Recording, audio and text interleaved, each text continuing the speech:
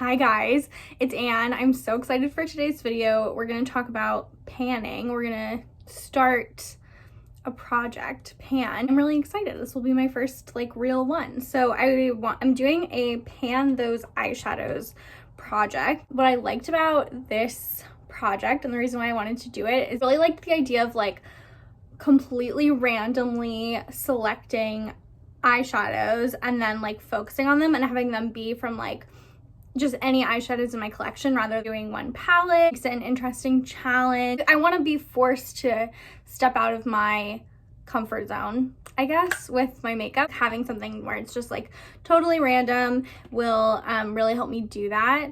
And so that's what I wanted to do. And the reason why I'm doing this during my no buy is one of my goals of my no buy is to appreciate what I have. And so I really want to like show some love to my eyeshadows.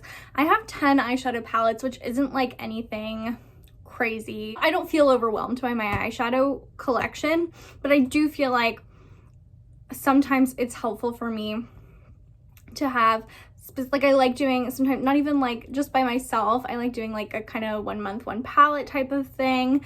And so I think having this going for the whole year will help me just like get really deeply to know some eyeshadows that maybe I otherwise wouldn't. So hopefully I don't like draw all like brown shades from my most reached for palettes. That's the hope. I guess it could happen, but I think it's unlikely. Maybe just one of them.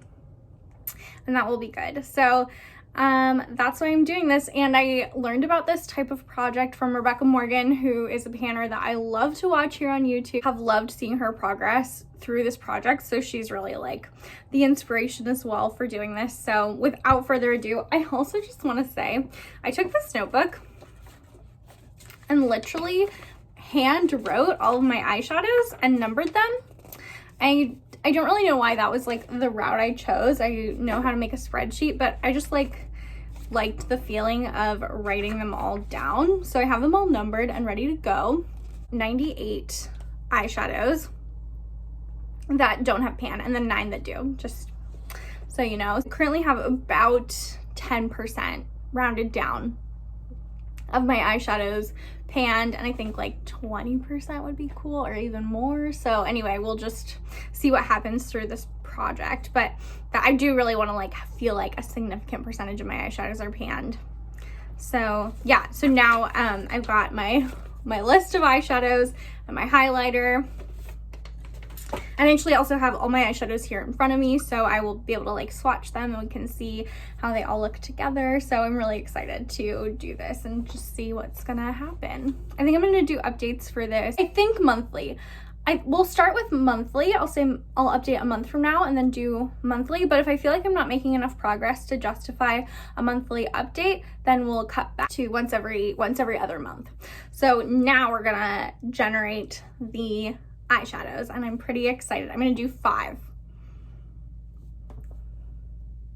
64. What is eyeshadow number 64? It's ABH Noir Yoona Wild Child, which I did not use for this look clearly, but I used earlier today. It's from the Noir Yoona palette. It's this beautiful pink shade, which has a pretty good size dip.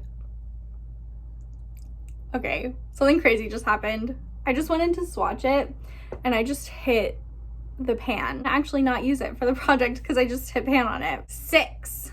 I wonder what that is. I think, yeah, that is, oh, okay, this will be interesting. I got Bonnie from the Gemini palette, which is the black. It's this, and it's a really like rich black. Okay, this is going pretty interestingly. Yeah, that's like a super intense, like rich black. I think even if I use that as like the only black eyeshadow that I ever used and like trying to wear black eyeshadow a lot, not totally sure I could pan that. If you've ever panned a black eyeshadow, I'd love to know if you have any like tricks because now I'm gonna try this year. So that will be very interesting. So that's number 1 for real. Next. Number 21. That is Sugar Pill Kitten Parade, which is this eyeshadow. I am excited about this one. It's actually kind of similar to Wild Child, which is interesting, but it's pretty different as well. It is another pink. It's like a light pink with kind of a gold shift. It's not as pink. It's more of like a peachy pink compared to Wild Child, and it's not as sparkly. It's more like just a subtle shimmer. This looks beautiful all over the lid. It's like a total like everyday all over the lid shade. If it were in any other brand, I think it would be totally like no problem to hit pan on. I think I would be able to do it really fast, but since it's a Sugar Pill shadow, this pan is freaking massive. So, well, that's another, I think it will be a challenge. Now I'm like so nervous. 18. Okay, these are like all right next to each other. That's so interesting.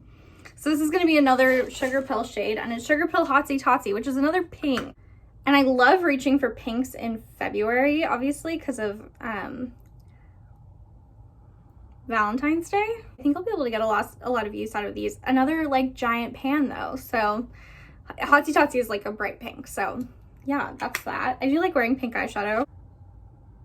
3. That's gonna be, yeah, that's another Gemini shade.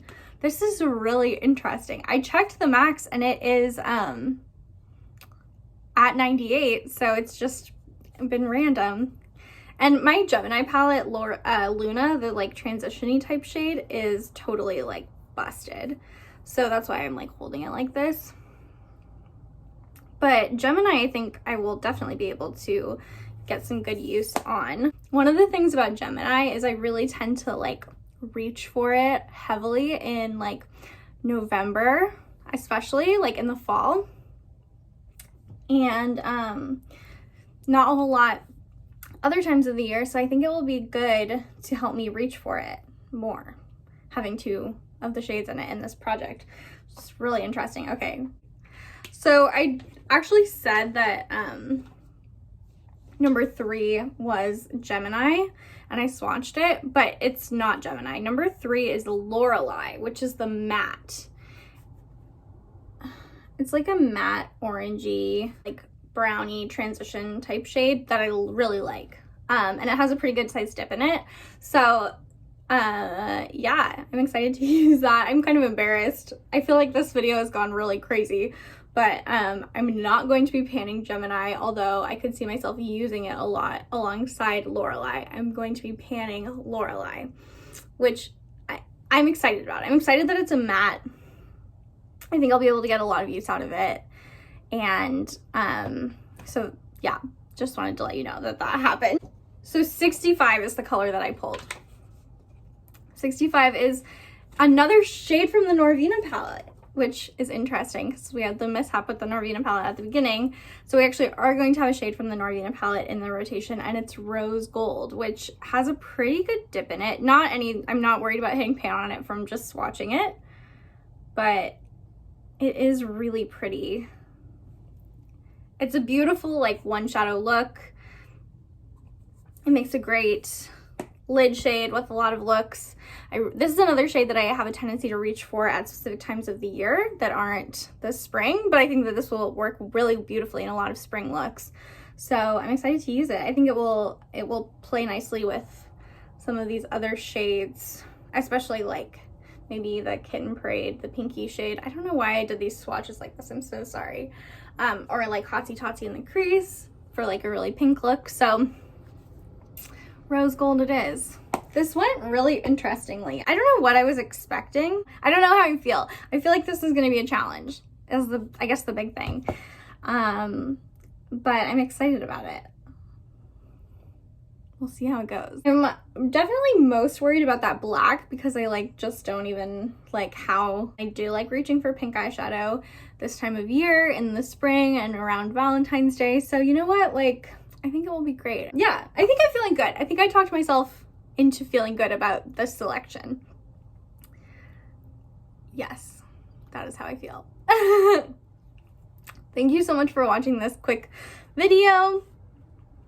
I look forward to hearing from you, and I hope you really enjoy the rest of your day. Thank you. Bye.